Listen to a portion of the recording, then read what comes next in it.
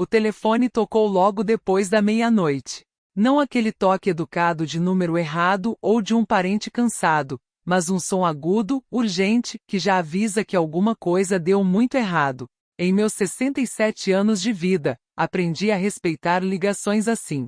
Elas não vêm com frequência. Mas quando vêm, mudam tudo. A voz do outro lado estava tensa, profissional. Houve uma emergência. Precisamos de você imediatamente. O endereço está sendo enviado agora. Eu não fiz perguntas. Nunca mais faço. A experiência ensina que o silêncio é mais sábio que a curiosidade. Mesmo assim, enquanto vestia o casaco com movimentos lentos e conhecidos, senti algo pesado se instalar no peito, um sentimento antigo. Aquele que surge quando o passado acorda antes de você estar pronto para encará-lo. Quando cheguei, a mansão estava lá, como uma sombra esculpida em pedra. Portões altos de ferro, janelas com um brilho suave. O tipo de lugar que as pessoas admiram de longe e imaginam que a felicidade mora lá dentro. Era de Bertil. Todo mundo na cidade conhecia o nome dele. Um milionário que se fez sozinho. Respeitado, temido, invejado. Um homem cujas histórias de sucesso enchiam revistas, mas cuja vida particular ficava bem guardada atrás de muros como aqueles. Quente, o caseiro, abriu a porta. O rosto pálido, as mãos tremendo só o suficiente para eu notar. Ela está esperando lá dentro, disse ele, baixinho. Lá dentro, o ar cheirava a dinheiro antigo, e a alguma outra coisa, talvez medo, ou arrependimento. E então eu vi, na parede do fundo do salão principal, pendurado um quadro grande. Moldura dourada. Iluminação perfeita. Impossível ignorar. Meus pés pararam antes que a mente entendesse. O quadro mostrava uma mulher parada à beira de um lago, cabelo preso como as mulheres usavam há décadas. Postura calma, olhos olhando direto à frente, não para o pintor, mas para algo além da moldura. Eu conhecia aquela mulher, porque aquela mulher era eu, não uma versão mais velha, não uma memória distorcida pelo tempo. Eu, exatamente como eu era há 40 anos. Minha respiração travou na garganta. O cômodo pareceu encolher. O passado, de repente, perto demais. Antes de continuar, deixa eu te falar uma coisa. Se você é novo por aqui, seja bem-vindo. Histórias como a minha não são contadas sempre, não porque sejam raras, mas porque pesam. Se você ainda acredita que mesmo tarde da vida, a verdade importa, espero que fique comigo. Quem sabe até se inscreva, não por mim, mas pelas histórias que ainda estão esperando para serem contadas. Meu nome é Madivor, tenho 67 anos. E esta é a história que eu nunca imaginei que teria que contar. Bertil estava sentado na cadeira de rodas perto da lareira. A idade finalmente o curvou, mas o poder ainda grudava nele como uma segunda pele. Seus olhos encontraram os meus, e por um instante algo brilhou ali, reconhecimento, culpa, talvez até alívio. Você veio, disse ele. Sempre venho, respondi. Minha voz saiu firme, mesmo que o coração não estivesse. Ricardo estava perto da janela, braços cruzados. O filho dele, um homem na casa dos 40 que parecia ter passado a vida fugindo de uma verdade que nem entendia direito. Ele desviava o olhar do meu. E então veio o silêncio. Ninguém falou do quadro. Ninguém precisava. Ele pairava entre nós, fazendo perguntas que ninguém queria responder. Eu me aproximei. As pinceladas eram inconfundíveis. Cada detalhe perfeito. Acima de tudo, preciso. Isso não foi pintado de memória, foi pintado com presença. Você guardou, sussurrei, mais para mim mesma do que para ele. Bertil fechou os olhos. Eu não consegui deixar ir. Foi aí que eu entendi. Isso não era só um quadro. Era uma confissão. Uma confissão que atravessava décadas. Atravessava escolhas. Atravessava uma vida que eu achava que tinha deixado para trás. E enquanto eu ficava ali, olhando para a mulher que eu costumava ser, um pensamento ecoava mais alto que todos os outros. Se esse quadro existia, que outras verdades estavam trancadas dentro dessa casa, esperando por mim para vê-las? E por que, depois de tantos anos, eu fui chamada de volta agora? O quarto ficou em silêncio por um longo momento, daquele tipo de silêncio que aperta os ouvidos.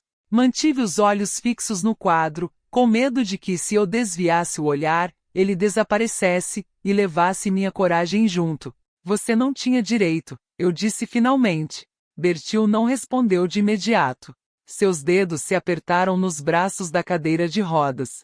A idade tinha desacelerado seu corpo, mas não suas lembranças. Eu sei, ele disse por fim. Mas também sabia que um dia você estaria aqui de novo. Ricardo mudou o peso de uma perna para a outra. Eu sentia seu desconforto sem nem precisar olhar para ele. Ele estava preso entre a curiosidade e o medo, o mesmo lugar onde muitos filhos de pais poderosos acabam. Ela nunca me contou, ele disse baixinho. Sobre você. Sobre. Nada disso. O nome de Yvonne pairou no ar, sem ser dito. A mãe dele. A mulher que dividiu a vida de Bertil, sua riqueza, sua imagem pública. A mulher cuja sombra ainda pairava naquela casa. Eu nem sabia do quadro, Ricardo continuou. Até a semana passada. Isso chamou minha atenção. Virei-me devagar para ele. Então quem ligou? Perguntei. Ele hesitou. Depois apontou com a cabeça para Quente, que estava perto da porta como se quisesse sumir na parede. O pai desmaiou na frente dele e Ricard disse. Os médicos falaram estresse. Choque. Mas eu acho que foi culpa. Culpa. Uma palavra tão pequena para algo que pode esvaziar uma vida inteira. Aproximei-me de Bertil. Você construiu um império, eu disse. Por que não conseguiu deixar o passado em paz? Seus olhos se encheram, não de lágrimas, mas de algo mais pesado. Porque o passado nunca me deixou, ele respondeu. Ele ficava ali na parede todo dia, observando, esperando. Foi aí que a verdade começou a vir à tona, pedaço por pedaço, como uma velha ferida reaberta. Há 42 anos, eu era jovem, teimosa e muito apaixonada. Bertil não era rico naquela época. Era ambicioso, promissor, perigoso do jeito que os homens podem ser quando acreditam que o futuro lhes deve tudo. Eu era a mulher que acreditava nele. Quando contei que estava grávida, o silêncio entre nós foi muito parecido com o silêncio deste quarto agora. Pesado. Decisivo. Ele escolheu diferente, eu disse, com a voz quase tremendo. Não foi? Bertil assentiu uma vez. Só uma. Eu escolhi segurança, ele disse. Escolhi uma vida que fazia sentido no papel. O rosto de Ricardo empalideceu. Ele finalmente me olhou de verdade. Você está dizendo. Sua voz falhou. Não terminei a frase por ele. Não precisava. Algumas verdades não exigem palavras. Se você está ouvindo agora e sentindo esse aperto no peito, essa mistura de raiva e pena, vai lá e dá um like. Não por aprovação, mas porque histórias assim merecem ser escutadas em voz alta. Quente pigarreou. Tem mais uma coisa, ele disse com cuidado. Algo que você precisa ver. Ele foi até um corredor lateral e abriu uma porta que eu não tinha notado antes. Lá dentro havia uma sala menor, escura, silenciosa, íntima. Sobre a mesa, uma pilha de cartas, amareladas, cuidadosamente amarradas com barbante. Minha caligrafia me encarava de volta. Cartas que eu tinha escrito e nunca enviado. Cartas que eu achava que tinha queimado. Cartas cheias de esperança, raiva e a voz de uma mulher que achava que o silêncio era mais seguro que a verdade. Minhas mãos tremiam quando peguei a primeira. Como você conseguiu essas? Perguntei. Bertil fechou os olhos de novo. Paguei alguém para salvá-las, ele disse. Porque eu tinha medo de que, se elas desaparecessem, você desapareceria também. Foi nesse momento que algo dentro de mim endureceu. Não virou ódio. Virou clareza. Porque isso não era só sobre um quadro, nem sobre um segredo. Era sobre uma escolha feita há muito tempo, e as pessoas que pagaram por ela desde então. E ali, segurando minhas próprias palavras de outra vida, eu soube que a próxima coisa que eu fizesse mudaria a vida de todos nós. O que você teria feito no meu lugar? Teria ido embora, ou finalmente exigido a verdade? Eu fiquei ali parada, com as cartas nas mãos. O papel fino pelo tempo, mas pesado com tudo que eu carreguei sozinha por décadas. Por um longo tempo, ninguém falou. Nem Bertil, nem Ricardo. Até Quente parecia prender a respiração. Finalmente, Ricardo quebrou o silêncio. Se isso for verdade, disse ele, a voz tremendo, então toda a minha vida foi construída em cima de uma mentira. Eu olhei para ele, olhei de verdade. Nos olhos dele, eu não vi o poder do Bertil. Vi confusão, perda, a mesma dor quieta que eu já tinha visto tantas vezes no meu próprio reflexo. Não, eu disse, com suavidade. Foi construída em escolhas. E agora você tem a chance de fazer as suas próprias. Bertil estendeu a mão para pegar a minha. O aperto era fraco, mas desesperado.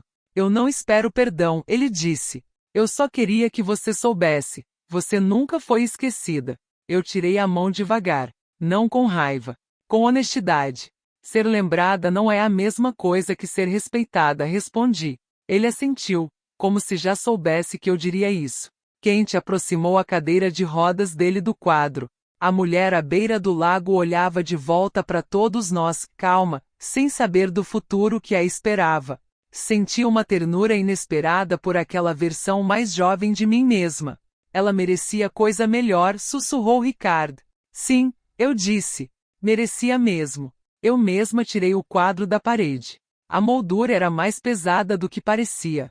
Bertil me observava, as lágrimas finalmente escorrendo, mas eu não parei. Algumas coisas não foram feitas para ficar penduradas na parede. Algumas verdades precisam de ar.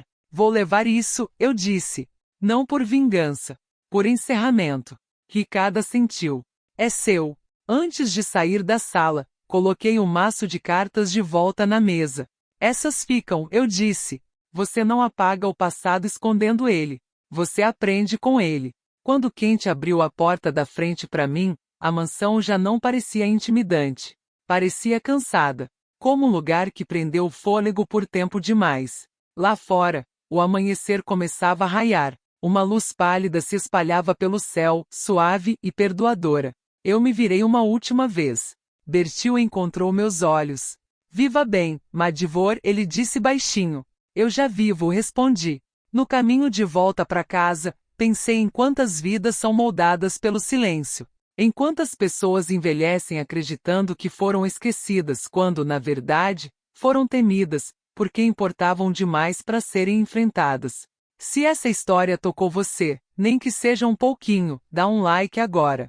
Histórias assim vivem mais quando são compartilhadas. Quanto a mim, pendurei o quadro na sala de estar. Não onde as visitas pudessem ver, mas onde eu pudesse. Um lembrete de que, mesmo aos 67 anos, a sua história não acabou. A verdade não vence. E a dignidade, uma vez reconquistada, muda tudo. Se você já se perguntou se é tarde demais para encarar o passado, deixa eu te dizer uma coisa. Às vezes, a coisa mais corajosa que você pode fazer não é perdoar. É finalmente falar. Obrigada por ouvir. E se você quiser ouvir mais histórias assim, quietinhas, esperando para serem contadas, se inscreve.